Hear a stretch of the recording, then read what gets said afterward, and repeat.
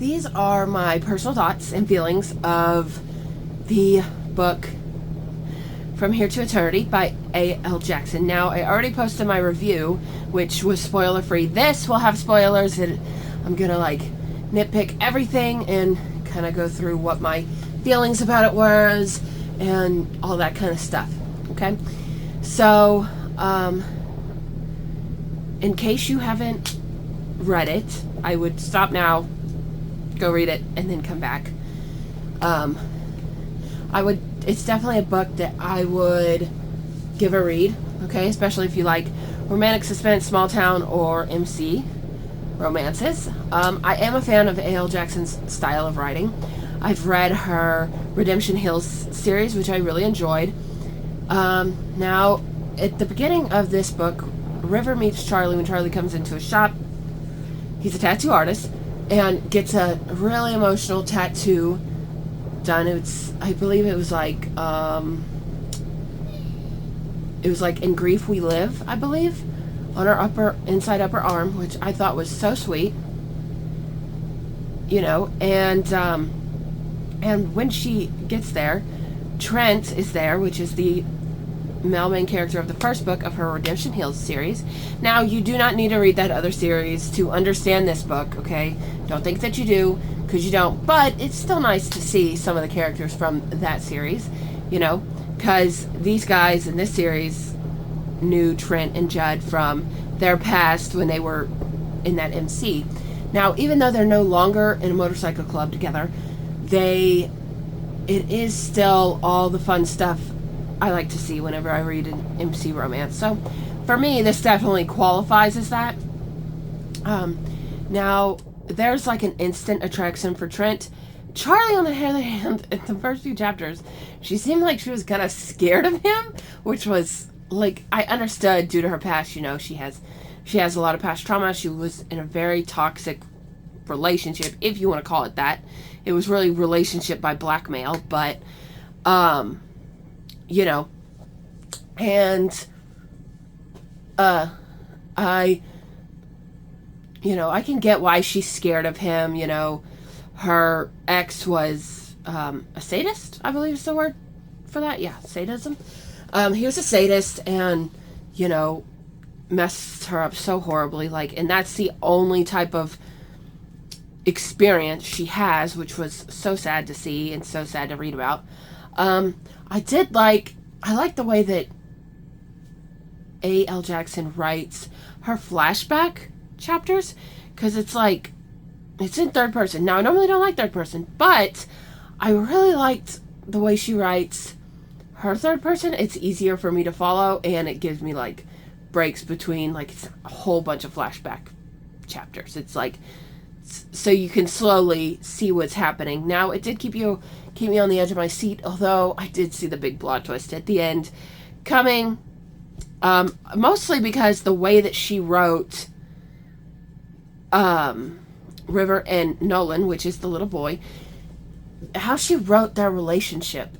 It's just like certain little things that she said and stuff like that. It just gave me this gut feeling that he wasn't biologically his, although he still loves him the same. It just something seemed off, the way he didn't really ever talk about this child's mother, and so I figured he kind of got, you know, access to him through, you know, the Sovereign Sanctum kind of thing.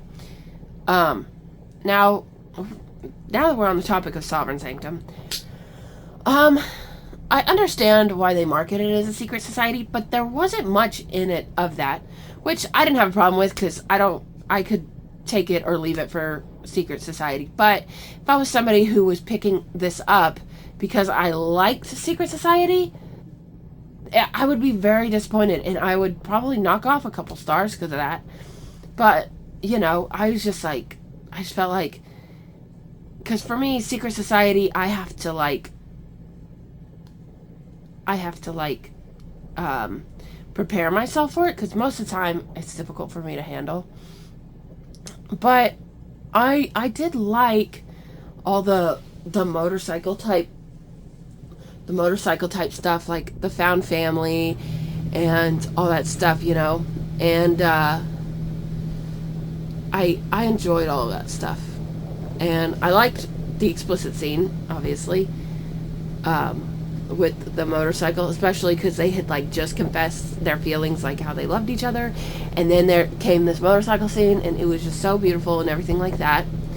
And I also, okay, like, obviously, like I said, spoilers, you know, like, I saw Nolan being Charlie. Like, I saw it coming. I knew it was gonna happen. Like, I knew Nolan's was Charlie's. I loved how it was written and stuff like that. I loved how, like, she reunited with her child.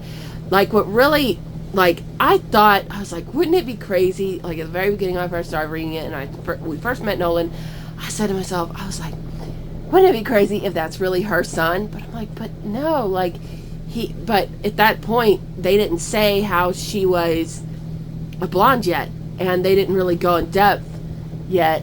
And so I was like, I don't know. But then it had me second guessing it when we saw a picture of him.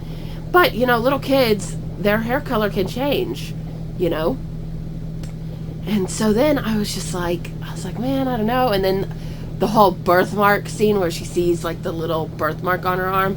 And I loved how River always told Nolan that his mom gave him that because she loved him so much without even knowing the mom, because, you know, she made it seem like they made it seem like her cousin who died in the car accident was her, which, you know, I understand, but like that would only work for like someone who doesn't know them. And she was trying to, quote unquote, or she was trying to, you know,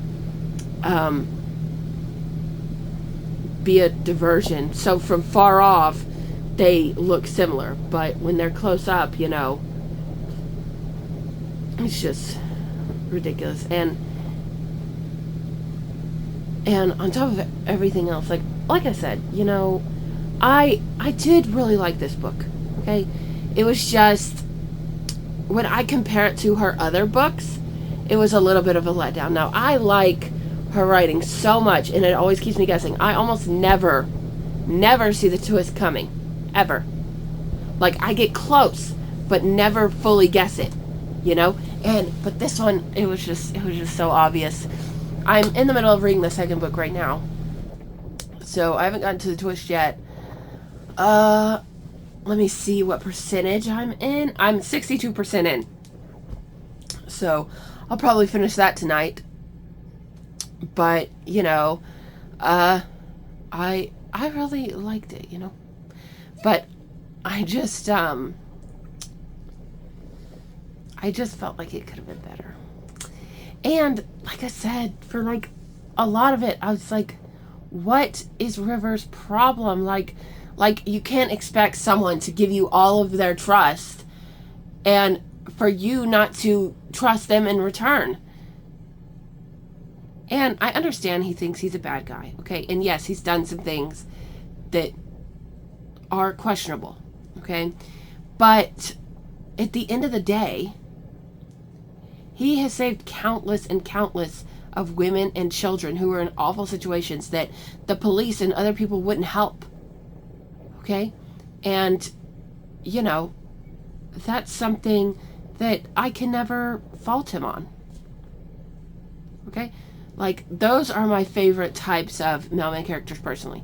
When they do something that is, you know,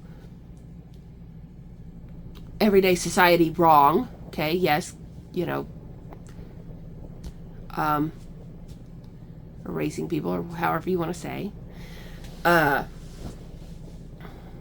you know what I mean, like ending people and stuff like that.